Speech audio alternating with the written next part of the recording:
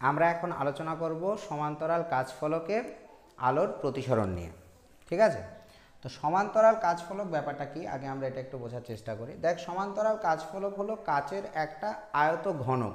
ঠিক আছে, যেটাকে আমরা যেমন ধর আমাদের কাছে যদি কোনো যে একটু যে বড় যে বইগুলো থাকে, ঠিক আছে, আমি একটা বই দেখাচ্ছি। ধর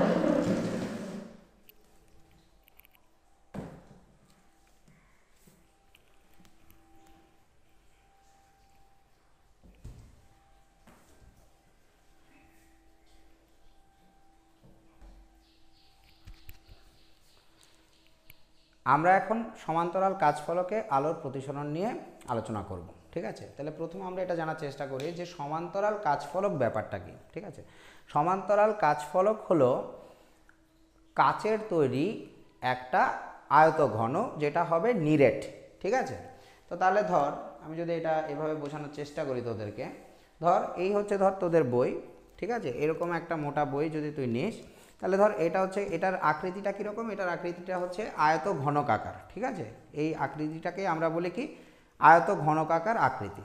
ঠিক আছে, তাহলে এইরকম একটা যদি আমার হাতে বই না থেকে এখানে যদি একটা কাচের ফলক থাকতো, তাহলে সেটাকে আমরা বলতাম সমান্তরাল কাচফলক। ঠিক আছে, তো এখানে সমান্তরাল কাচফলক কেন বলা হচ্ছে, আমরা এখানে যে কোনো একটা পৃষ্ঠকে বিবেচনা করব, যে পৃষ্ঠে আলো এসে পড়বে এবং এর বডির মধ্য দিয়ে, অর্থাৎ এর মধ্য দিয়ে আলোটা পাস করে এখান থেকে আবার আলোটা বেরিয়ে যাবে। অর্থাৎ বায়ু মাধ্যম থেকে প্রথমে কাচ মাধ্যমে আসবে, কাচ মাধ্যমের মধ্য দিয়ে আলোটা ট্রাভেল করে পথ অতিক্রম করে আবার বায়ু মাধ্যমে কি যাবে, ফেরত যাবে। ঠিক আছে, এবং এই ক্ষেত্রে দুটো তলে প্রতিসরণ হবে, একটা হচ্ছে এই তলে আর একটা হচ্ছে এই তলে। কেন? কারণ এই তলে প্রথমে আলোকরশ্মিটা হালকা মাধ্যম থেকে বা আমরা বলতে পারি রেয়ারার মিডিয়াম থেকে ডেন্সার মিডিয়ামে অর্থাৎ ঘন মাধ্যমে প্রবেশ করবে। এরপর আবার ঘন মাধ্যম থেকে এই তলে কি হবে, দেখ এই তলে এই যে ঘন মাধ্যম থেকে এটা আবার কোথায় চলে আসবে, ঘন মাধ্যম থেকে এটা চলে আসবে আবার হালকা মাধ্যমে। ঠিক আছে, অর্থাৎ ঘন মাধ্যম থেকে এটা চলে আসবে আবার একটা ডেন্সার মিডিয়াম থেকে রেয়ারার মিডিয়ামে আসবে। অর্থাৎ এখানে দুটো তলে প্রতিসরণ হবে, একটা হচ্ছে এই তলে প্রতিসরণ হবে আর একটা হলো এই তলে প্রতিসরণ হবে। ঠিক আছে, তাহলে আমরা এবার দেখি যে প্রতিসরণটা কিভাবে কি হবে, বা এক্ষেত্রে আলোকরশ্মি কীরকমভাবে পথ পরিবর্তন করবে। ঠিক আছে, তো চলো দেখি। আমরা প্রথমে একটা সমান্তরাল কাচ, আচ্ছা এবার একটা কথা হচ্ছে, সমান্তরাল কাচফলকটা কিন্তু যখন তুই শুধু সামনে থেকে দেখবি, তাহলে তখন কিন্তু তুই শুধু এই আয়তাকার তলটাকে দেখতে পাবি। ঠিক আছে, এর যে পুরুত্বটা, এই পুরুত্বটা কিন্তু তুই আর দেখতে পাবি না। ঠিক আছে, তাই আমরা এখানে আঁকার সময় একটা আয়তক্ষেত্র আঁকবো বা আয়তক্ষেত্রাকার একটা তল আমরা দেখাবো, একটা সারফেস দেখাবো, কিন্তু আমাদেরকে বুঝে নিতে হবে যে ওটা আসলে কোনো একটা দ্বিমাত্রিক বস্তু নয়, ওটা কিন্তু একটা ত্রিমাত্রিক বস্তু। ঠিক আছে, 3 ডাইমেনশনাল অবজেক্ট। আচ্ছা, তাহলে প্রথমে আমরা দেখি, এখানে আমরা একটা আয়ত ঘনকাকার একটা তল নিলাম, আয়তাকার একটা তল নিলাম, সরি, এখানে প্রথমে আমরা একটা আয়তাকার তল নিলাম,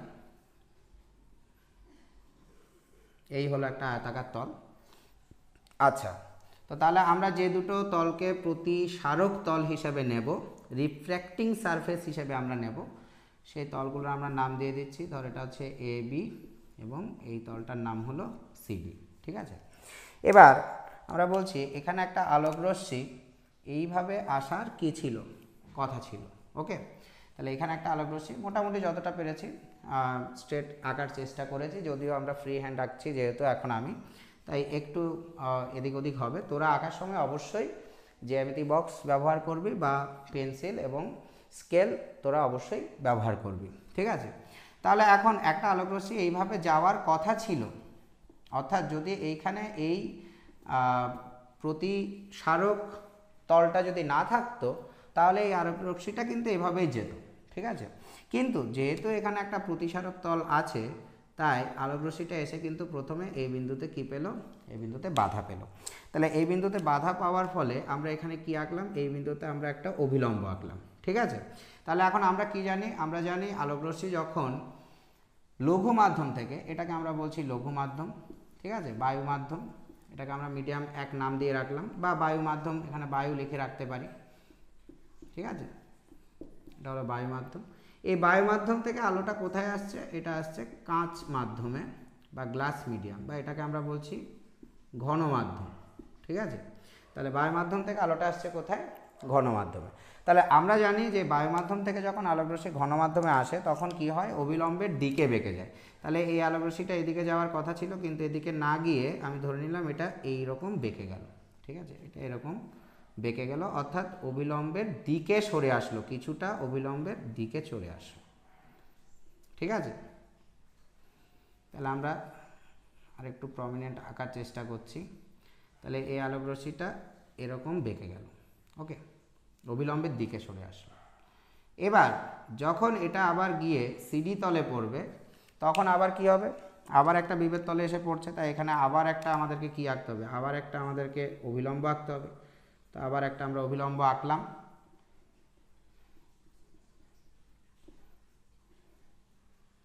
তাহলে এই বিন্দুতে আমরা আবার একটা অবিলম্ব আঁকলাম। এবার আলোকরশ্মিটা কোথা থেকে কোথায় যাচ্ছে? ঘন মাধ্যম থেকে আবার লঘু মাধ্যমে যাচ্ছে। কেন? কারণ এটা হচ্ছে আবার লঘু মাধ্যম, কারণ এটা হলো বায়ু মাধ্যমে আবার ফেরত যাচ্ছে আলোটা। তাহলে এটা হলো লঘু মাধ্যম। তাহলে এবার আলোকরশ্মি আমরা কি জানি? অবিলম্ব থেকে দূরে সরে যাবে, তাই তো? তাহলে এখন আলোকরশ্মিটা অবিলম্ব থেকে দূরে সরে যাবে।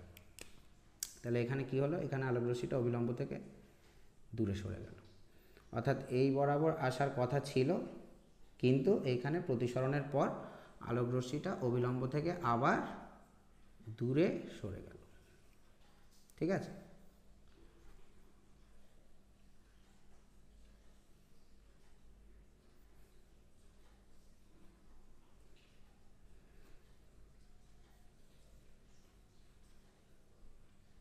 তাহলে আমরা ধরে নিলাম এখানে আলোকরশ্মিটা আবার অবিলম্ব থেকে দূরে সরে গেল।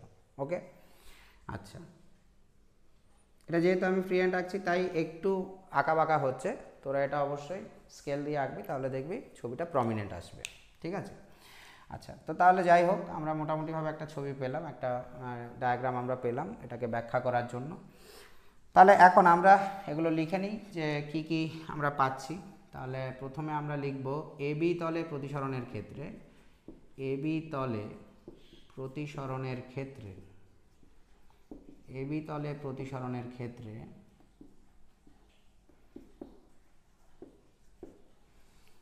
এবি তলে প্রতিসরণের ক্ষেত্রে দেখ আমাদের আপতন কোণ হলো কত? এবি তলে প্রতিসরণের ক্ষেত্রে আপতন কোণ হলো, এখানে নাম দেওয়া হোক, তাহলে পি কিউ আর এস, এটা আমরা নাম দিলাম আলোক যে গতিপথ সেটার।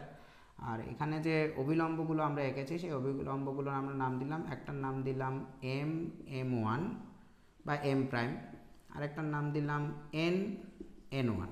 ঠিক আছে, তাহলে এবি তলে প্রতিসরণের ক্ষেত্রে আমাদের আপতন কোণ হচ্ছে পি কিউ এম কোণ, এটাকে আমরা বলছি I1। তাহলে পি কিউ এম কোণ হলো আমাদের আপতন কোণ, আপতন কোণকে আমরা নাম দিলাম I1। আর প্রতিসরণ কোণের নাম আমরা দিলাম, প্রতিসরণ কোণ আমরা নিচ্ছি আর কিউ এম ওয়ান। ঠিক আছে, আর কিউ এম ওয়ানকে আমরা বলছি প্রতিসরণ কোণ, এটাকে আমরা বলছি R1। ওকে, তাহলে আর কিউ এম ওয়ান এটাকে আমরা বলছি প্রতিসরণ কোণ R1। ঠিক আছে, তাহলে এই ক্ষেত্রে আমরা কি লিখতে পারি? লেখাটা একটু করে মুছে দিচ্ছি এই জায়গাটা খালি করার জন্য।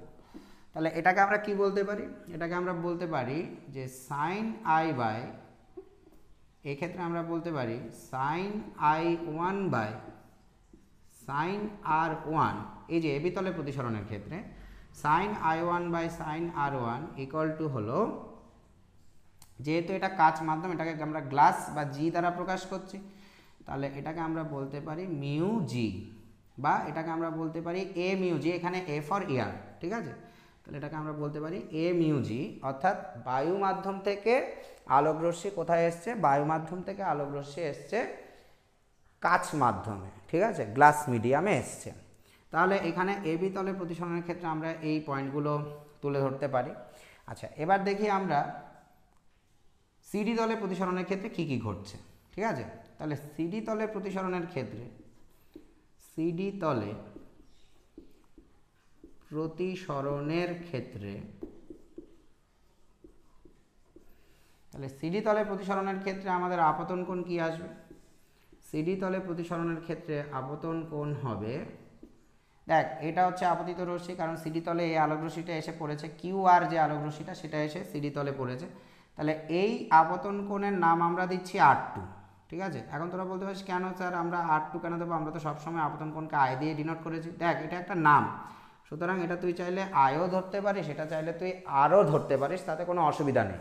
তো আমরা এখানে একটা লজিকে আর দিচ্ছি এইরকম ভেবে যে কাচের মধ্যে যে কোণগুলো আছে সেই কোণগুলোকে আমরা আর দ্বারা ডিনোট করব। সেটা আপতন কোণও হতে পারে, আবার সেটা প্রতিসরণ কোণও হতে পারে। ঠিক আছে, অর্থাৎ কাচের ভেতরে বা কাচ ফলকের ভেতরে যে কোণগুলো থাকবে সেই কোণগুলোকে আমরা আর এই সিম্বলটার মাধ্যমে ডিনোট করতে চাইছি, তাই জন্য আমরা এখানে নাম দিলাম কি R2। এখন কেউ যদি বলে কি না স্যার আমি এখানে I2 নাম দেবো, তার ক্ষেত্রেও কোনো অসুবিধা নেই, চাইলে তুই I2ও নাম দিতে পারিস, কোনো অসুবিধা নেই এতে। তাহলে আপতন কোণকে আমরা নাম দিলাম কি, যে আপতন কোণ হলো QRN কোণ। QRN কোণকে আমরা বলছি আপতন কোণ, এটাকে বলছি আমরা R2। আচ্ছা, আর প্রতিসরণ কোণকে আমরা কি বলবো, প্রতিসরণ কোণকে আমরা বলবো, প্রতিসরণ কোণের নাম আমরা দিলাম SRN1। ঠিক আছে, SRN1, এইটাকে আমরা নাম দিচ্ছি কি I2। প্রতিসরণ কোণের নামটা আমরা দিলাম I2। ঠিক আছে, তাহলে এবি তলে প্রতিসরণের ক্ষেত্রে আপতন কোণকে আমরা নাম দিয়েছি I1, প্রতিসরণ কোণকে নাম দিয়েছি R1। আর সিডি তলে প্রতিসরণের ক্ষেত্রে আপতন কোণকে আমরা নাম দিয়েছি R2 এবং প্রতিসরণ কোণকে আমরা নাম দিয়েছি কি I2। তাহলে এই ক্ষেত্রে যদি আমরা স্নেলের সূত্র ইউজ করি তাহলে কি পাবো দেখি। তাহলে আমি তো এখানে যেখানে যেখানে জায়গাটা পাচ্ছি আমরা সেখানে লিখছি, তোরা কিন্তু এগুলো একদম পরপর সিরিয়াল ওয়াইজ লিখবি, অর্থাৎ প্রথমে আগে ডায়াগ্রামটা আঁকবি, ডায়াগ্রামটা আঁকার পরে তারপর লেখাটা শুরু করবি। আমি তো এখানে ডায়াগ্রামটা আঁকার পরে এখান থেকে লেখাটা শুরু করেছি ডায়াগ্রামের উপর থেকে, তোরা এরকম করবি না, প্রথমে ডায়াগ্রামটা আগে এঁকে নিবি ভালো করে, এরপর লেখাটা এখান থেকে সিরিয়াল বাই লিখে যাবি পরপর। ঠিক আছে, যেমন দেখ আমি এখানে যদি লিখি তাহলে এই জায়গাটা একটু শর্ট হতে পারে, তাই আমি এখানে লিখছি, কিন্তু এই এখন যে লেখাটা আমি লিখবো সেটা অ্যাকচুয়ালি এই লাইনের পরে হবে, অর্থাৎ প্রতিসরণ কোণ এই লাইনটার পরে হবে কিন্তু এই লেখাটা। ঠিক আছে, তাহলে এখন এখানে আমরা কি লিখতে পারি, sine R2 by sine I2 equal to, এবার আমরা এটাকে বলতে পারি জি মিউ এ। কেন, কারণ এখন আলোক রশ্মি কাচ থেকে বায়ুতে প্রবেশ করেছে, তাই না, এখানে আলোক রশ্মি কাচ থেকে বায়ুতে প্রবেশ করেছে, তার মানে ডেফিনেটলি সাইন মানে আপতন কোণের সাইন অনুপাত ডিভাইডেড বাই প্রতিসরণ কোণের সাইন অনুপাত, তাহলে এটা তাহলে কি হবে, দ্বিতীয় যে মাধ্যমটা তার প্রতিসরাঙ্ককে প্রকাশ করবে, তার মানে এটা জি মিউ এ হবে।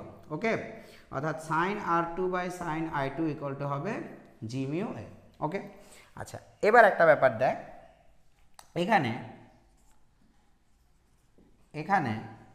আমরা বলতে পারি M1 এবং N1 হলো সমান্তরাল রেখা। ঠিক আছে, প্যারালাল লাইন, M1 এবং N1 এরা হলো কি প্যারালাল লাইন। ঠিক আছে, এবং QR হচ্ছে এদের ছেদক বা ভেদক। এখানে দেখ QR হচ্ছে এদের কি ছেদক বা ভেদক। তো তাহলে এখন আমরা বলতে পারি এই কোণ আর এই কোণ কি হয়, এই কোণ আর এই কোণ সমান হয়, কারণ এটাকে আমরা বলি একান্তর কোণ, এখানে একটা জেড মতো ক্রিয়েট হচ্ছে, তাই না, এটাকে আমরা বলি অল্টারনেটিং অ্যাঙ্গেল। তাহলে আমরা বলতে পারি M1 সমান্তরাল N1 এবং QR এদের ছেদক বা ভেদক, QR হলো এদের ছেদক বা ভেদক। তাহলে আমরা বলতে পারি সুতরাং RQM1 ইকুয়াল টু একান্তর, তাহলে RQM1 ইকুয়াল টু হবে একান্তর QRN কোণ। ঠিক আছে, অর্থাৎ আমরা বলতে পারি R1 ইকুয়াল টু হলো কি R2, R1 কোণ ইকুয়াল টু হলো কি R2 কোণ। ঠিক আছে, angle R1 equal to angle R2। এবার আমরা যদি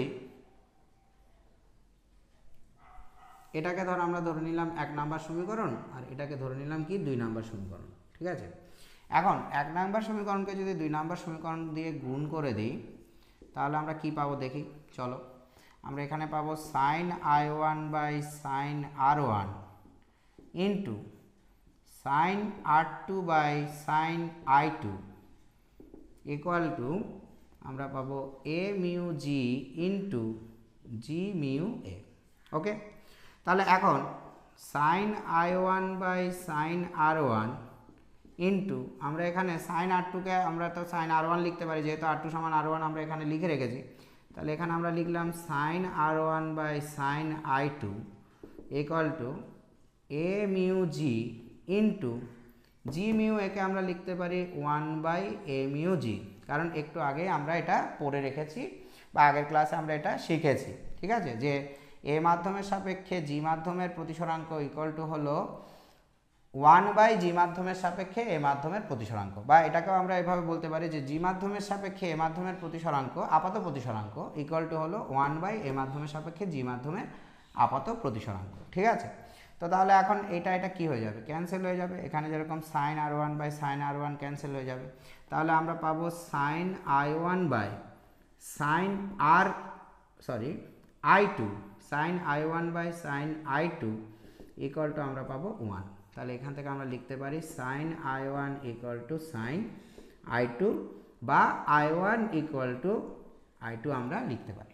ঠিক আছে, তাহলে দেখ এখান থেকে আমরা কি লিখতে পারি, যেহেতু I1 equal to I2, angle I1 equal to angle I2, তাহলে আমরা বলতে পারি সুতরাং PQ প্যারালাল RS, অর্থাৎ তাহলে PQ এবং RS পরস্পরের কি হবে, সমান্তরাল হবে। কেন এরকম হবে স্যার, কারণ হচ্ছে দেখ অভিলম্ব থেকে আপতিত রশ্মি যে কোণে আছে, অভিলম্ব থেকে নির্গত রশ্মি সেম কোণে আছে, অভিলম্ব থেকে আপতিত রশ্মি যে কোণে আছে, অভিলম্ব থেকে নির্গত রশ্মিও কি সেম কোণে আছে। ঠিক আছে, তাহলে আমরা বলতে পারি অভিলম্ব থেকে এই রেখাটা যতটা দূরে আছে, অভিলম্ব থেকে এই রেখাটাও ততটা কি কৌণিক দূরত্ব নিয়ে আছে। আর আমরা যদি এই অভিলম্ব থেকে মানে আপতিত রশ্মি থেকে এখানে লম্ব টানি, আবার নির্গত রশ্মি থেকেও এখানে লম্ব টানি, তাহলে এই দুটো দূরত্বও কিন্তু পরস্পরের কি পাবো, আমরা সমান পাবো। ঠিক আছে, তাহলে এইখান থেকে আমরা বলতে পারি যে PQ রশ্মি এবং RS রশ্মি পরস্পরের কি হবে, সমান্তরাল হবে। অর্থাৎ এই যে আয়তাকার কাচফলকের মধ্য দিয়ে যখন আলোক রশ্মির প্রতিসরণ ঘটবে, তখন এখানে অ্যাকচুয়ালি কোনো কৌণিক বিচ্যুতি ঘটবে না। অর্থাৎ দেখ এখানে আলোক রশ্মিটা এখান থেকে এইভাবে যাওয়ার কথা ছিল, এইভাবে পাশে সরে এসে এভাবে যাচ্ছে, অর্থাৎ কি এখানে পার্শ্ব সরণ ঘটবে, কিন্তু কোনো কৌণিক বিচ্যুতি ঘটবে না। ঠিক আছে, তাহলে যদি আমাদেরকে প্রশ্ন করে যে দেখাও যে আয়তাকার কাচফলকে প্রতিসরণের ক্ষেত্রে আলোক রশ্মির কোনো কৌণিক বিচ্যুতি ঘটে না, তাহলে আমরা এই প্রমাণটা দেখাবো যে দেখো এখানে যেহেতু আপতিত রশ্মি এবং নির্গত রশ্মি পরস্পরের সমান্তরালে আছে, এদের মধ্যে কোণের কোনো কি নেই, পার্থক্য নেই, এদের মধ্যে এই যে আপতন কোণ এবং নির্গত কোণ, বা এখানে দ্বিতীয় তলে অর্থাৎ প্রথম তলে আপতন কোণ এবং দ্বিতীয় তলে যে প্রতিসরণ কোণ, এই দুটো কোণ যেহেতু পরস্পরের সমান, তার মানে এদের মধ্যে কোনো কৌণিক বিচ্যুতি ঘটেনি, অর্থাৎ এদের মধ্যে কোণের কোনো হেরফের ঘটেনি। ঠিক আছে, এদের মধ্যে যে ঘটনাটা ঘটেছে সেটা হলো কি, এখানে এই আলোক রশ্মিটা এভাবে আসছিল, এই আলোক রশ্মিটা এভাবে যাওয়ার কথা ছিল, কিন্তু এটা এভাবে যেতে গিয়ে এখান থেকে কিছুটা পাশে কি এসছে, সরে এসছে, এবং এই রশ্মি এবং এটা পরস্পরের কি হচ্ছে, সমান্তরাল হচ্ছে, আপতিত রশ্মি এবং নির্গত রশ্মি পরস্পরের সমান্তরাল হচ্ছে। ঠিক আছে, তাহলে এখানে যে ঘটনাটা ঘটেছে সেটা হলো কি, এখানে পার্শ্ব সরণ ঘটেছে। তাহলে পার্শ্ব সরণটাকে আমরা কিভাবে ডিফাইন করব, পার্শ্ব সরণকে আমরা এরকম দেখাতে পারি যে আর থেকে যদি আমরা আপতিত রশ্মি আসার যে পথ, তার উপরে যদি একটা লম্ব টানি, তাহলে এই যে দূরত্বটা আমরা পাবো RX, এই RX দূরত্বটাই হচ্ছে কি এখানে পার্শ্ব সরণ, অর্থাৎ এখানে RX পরিমাণ, এটা হচ্ছে 90 ডিগ্রি, তাহলে RX পরিমাণ দূরত্ব ও কি হয়েছে, পাশে সরে এসছে, কিন্তু এর কোনো কৌণিক বিচ্যুতি ঘটেনি। ঠিক আছে, তাহলে এখান থেকে আমরা বলতে পারি সুতরাং আয়তাকার কাচফলকে আলোক রশ্মির প্রতিসরণের ক্ষেত্রে কোনো কৌণিক বিচ্যুতি ঘটে না, কেবলমাত্র পার্শ্ব সরণ ঘটে। ঠিক আছে।